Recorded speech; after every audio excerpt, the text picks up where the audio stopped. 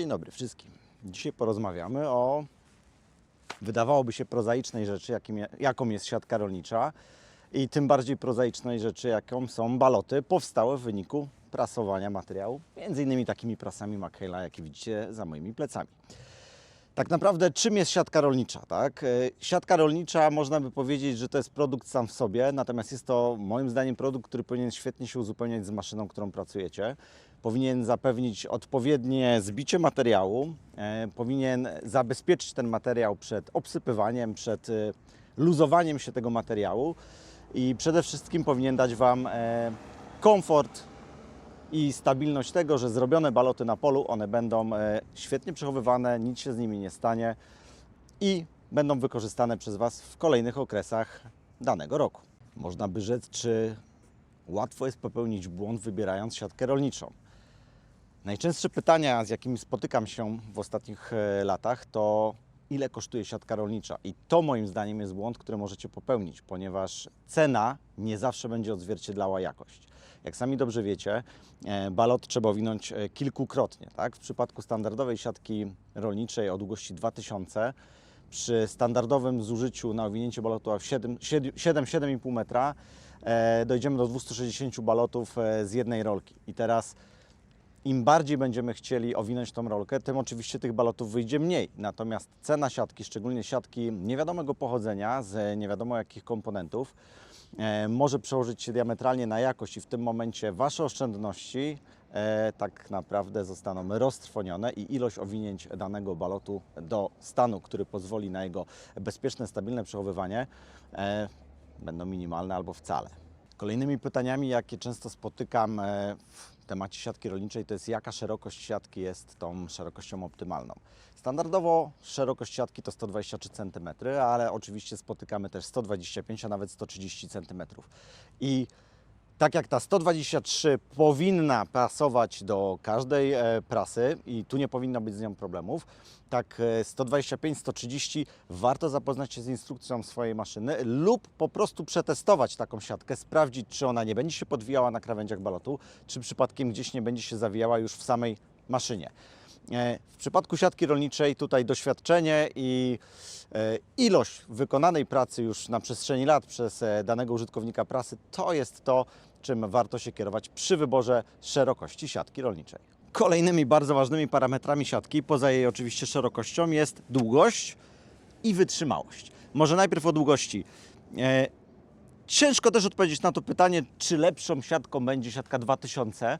Tak jak już powiedziałem, przy długości 2000 i przy standardowym owinięciu jednego balotu siatką o długości 7,5 metra zrobimy około 260 balotów. Wiadomo, że im dłuższa siatka, tym tych balotów będzie więcej, ale im dłuższa siatka, tym waga siatki będzie większa. I tutaj też musicie sobie odpowiedzieć na pytanie, czy jeżeli sami pracujecie, czy ta efektywność danej rolki jest dla Was ważniejsza, czyli zapakowanie cięższej rolki, która zrobi Wam więcej balotów, czy na przykład lżejszej i wymiana, troszeczkę częstsza wymiana na polu, bo wiadomo, że siatka 2000 zużyje się szybciej.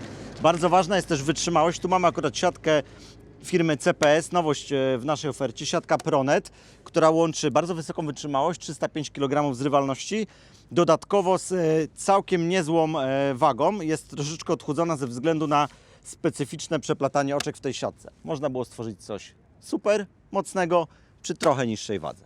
Poza wytrzymałością siatki, czyli tą zrywalnością siatki, wyrażoną bardzo często przez producentów w kilogramach, kolejnym bardzo ważnym parametrem przy wyborze siatki jest jej odporność na promieniowanie ultrafioletowe, czyli taki czynnik, który akurat materiał, z którego jest wykonana siatka rolnicza, bardzo mocno osłabia.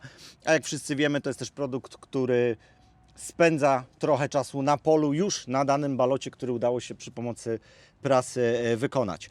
Zwróćcie na to uwagę, każdy producent podaje te parametry podstawowe zawsze na opakowaniu siatki. Zwracajcie na to uwagę.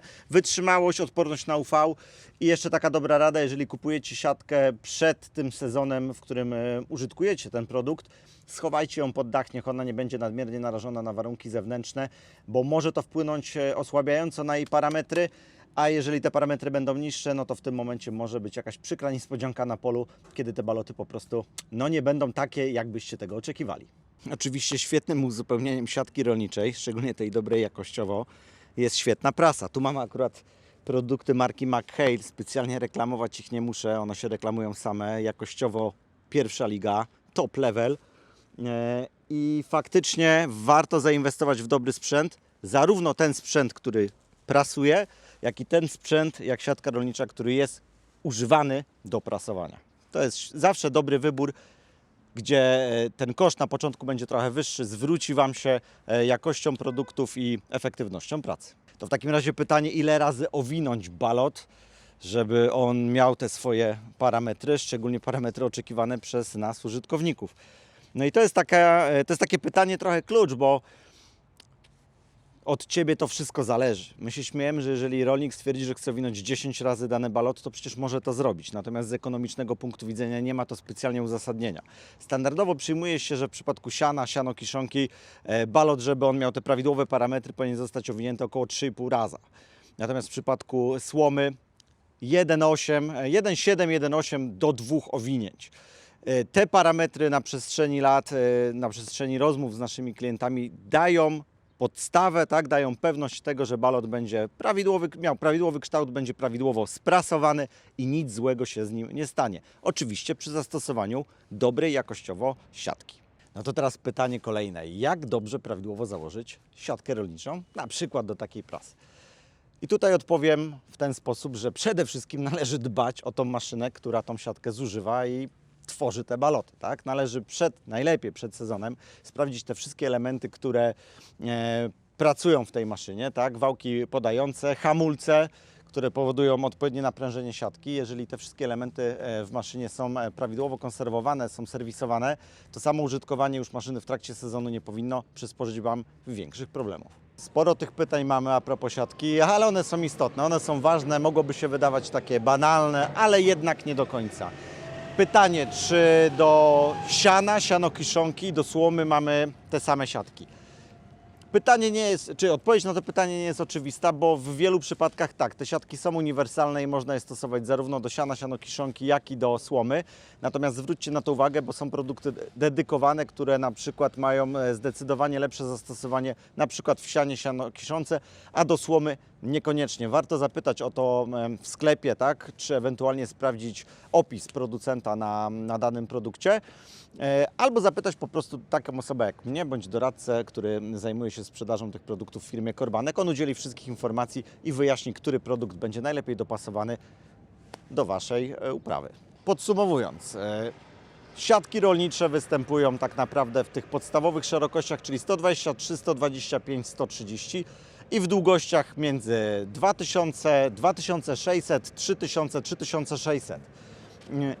Jak dobierać?